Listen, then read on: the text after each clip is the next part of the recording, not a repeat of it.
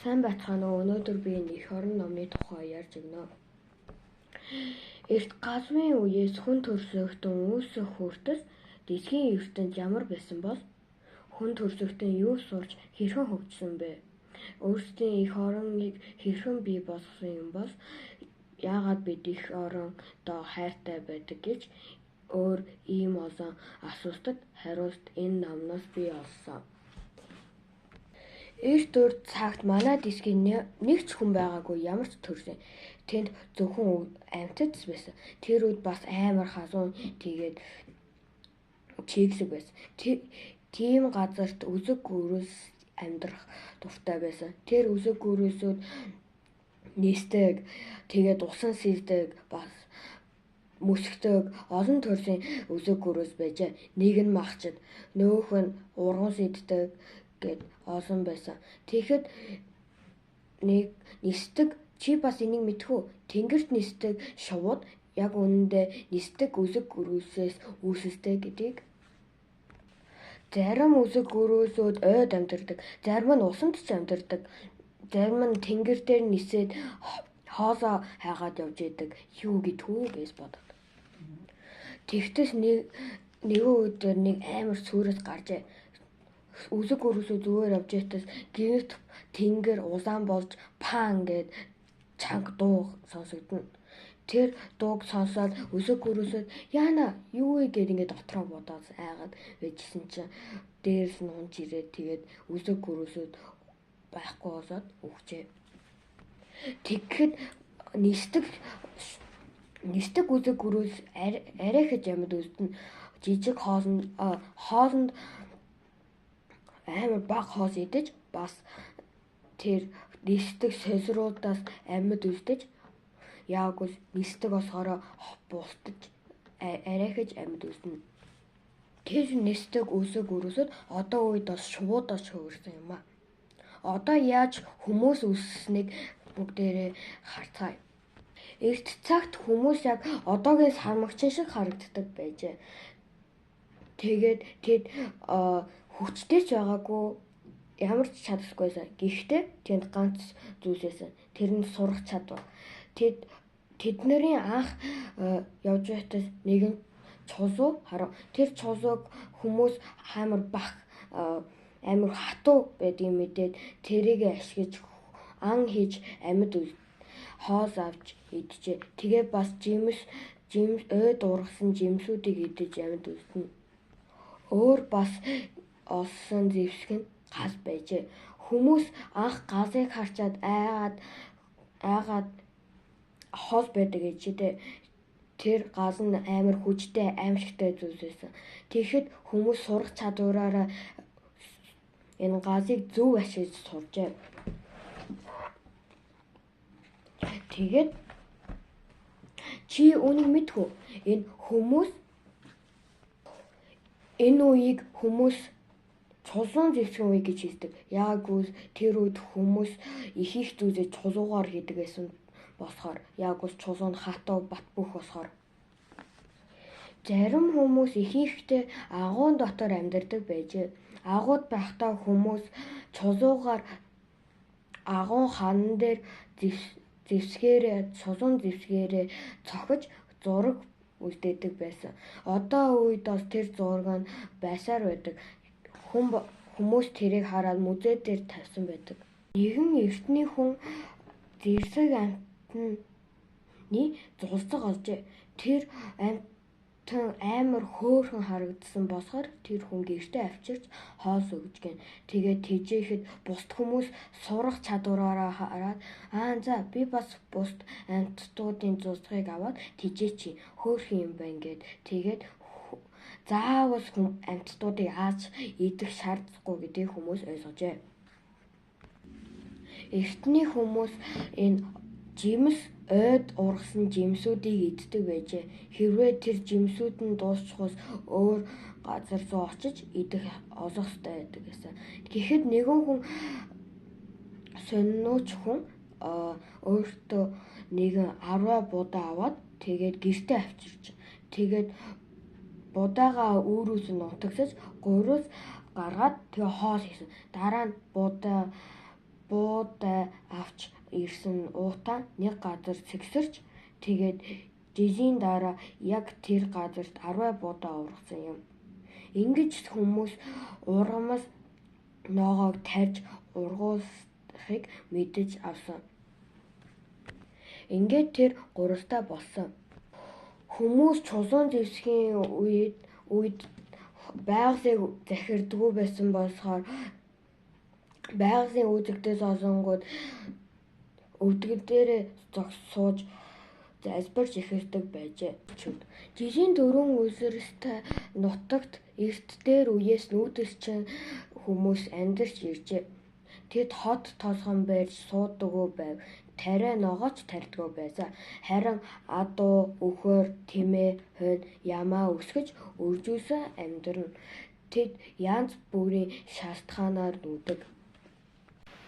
Жишээ нь дулаан зун босоход сэрүүхэн газар суугнууд, эсвэргээрээ өвөл болж хүүтрэхээр дулаан газар суугнууд. Мөн нэг газараа удаан амьдрвал тэндхийн өвс ногоон дуусчихна. Тэгээд бүх малууд нь идэх өвсгүй болоод тэгээд үхнэ. Нүүдэлчид байнга нэг газараас нөгөө рүү нүүдэлсэн амьдардаг болохоор байшинд амьдарч болохгүй. Орондоо нь хурдган шиг буулгаад тэгээд хурдган шиг буцаагаад барьж болдог эсхий гэрт амьдрах болжээ. Нүүдэлчүүд ихэвчлэн малынхаа махыг иддэг. Гэхдээ үргэж мах идээд байхгүй. Зуны үлсрээс махны оронд аар ус, эзгээ, таараг, бийслэг, айр гэх мэт цагаан эдээгээ хэрэглэнэ. Маш гоё амттай. Зуны үлсрээс махыг удаан хадгалах маш хэцүү. Тийм болохоор намар нь махаа хатааж борц болгоод хавар зундаа хэрэглэнэ. Эртний нүүдэлчид мал бэлчээх газраа үргэж булаацдаг байжээ. Тэгэхэд нэгэн хүчтэй хүн гарч ирээ бүгдийг эвсрүүлсэн юм.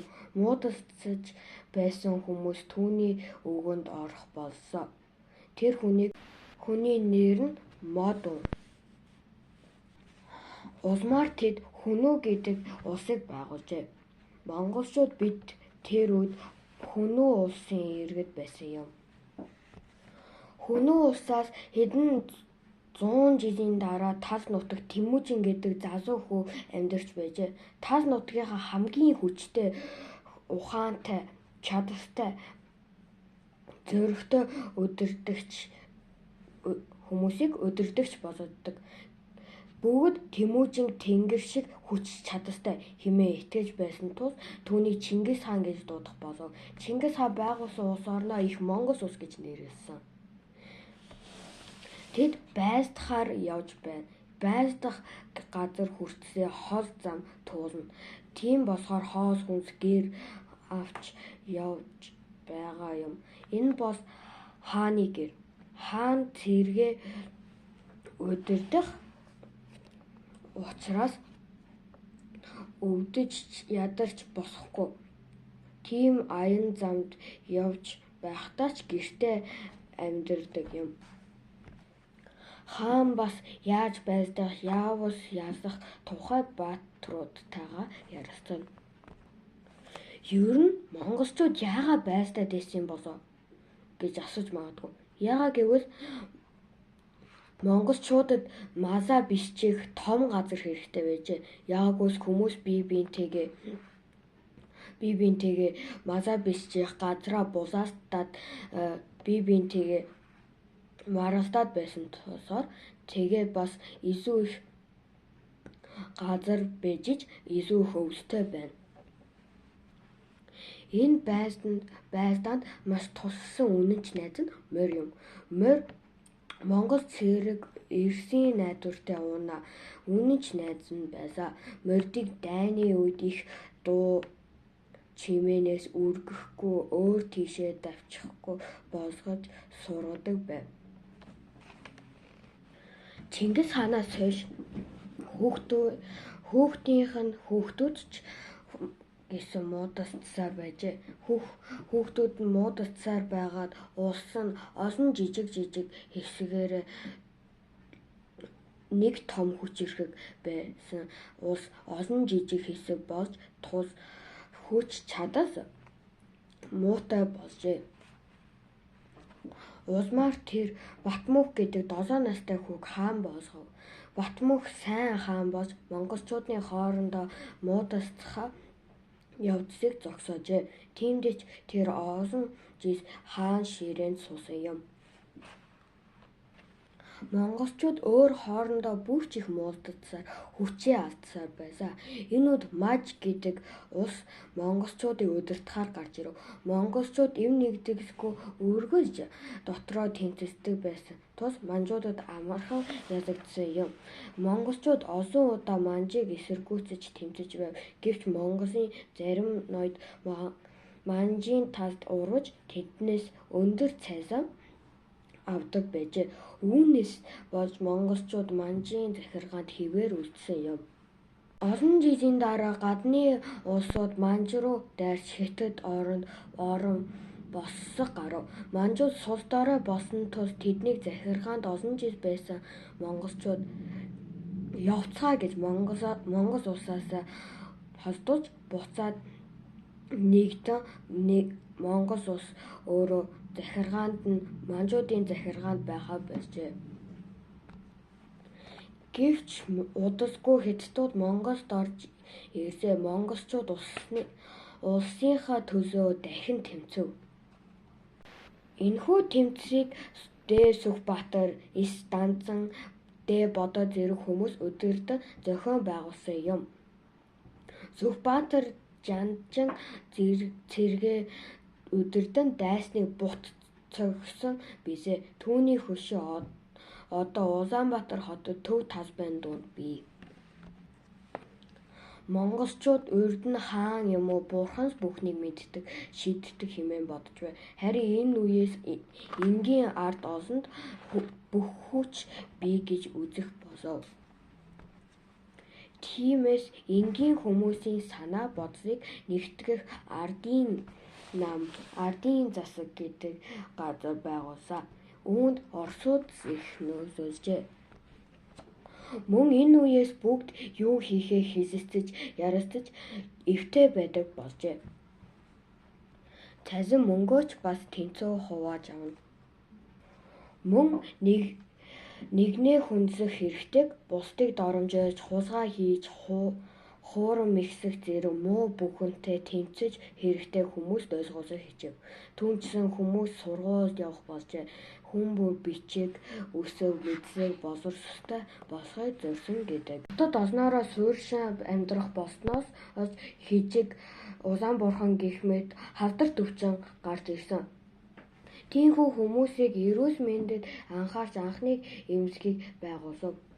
Мөн театр, хүүхдийн ордон, номын сан, музей, цэцэрлэг, спортын төвүүдийг байгуулсан. Хүүхэд бүр цэцэрлэг, сургуульд явж цуслан дамрах боломж гарав. Гэвч удалгүй Герман Орос руу дайрав. Энэ дайнд орсууд маш их ядарч туйжээ. Иймд монголчууд бүгд байгаа бүхнээрээ хандив тулсаж бизэг өгсөн. Монголчууд бизэг орсуудад дайнд ясахад маш их хэрэг болсон юм. Монголчууд хүн болгоо эрх тэгш амьдрах ёстой гэж бодож байсан. Гэвч зарим нь засах, ажил хийх дургүй.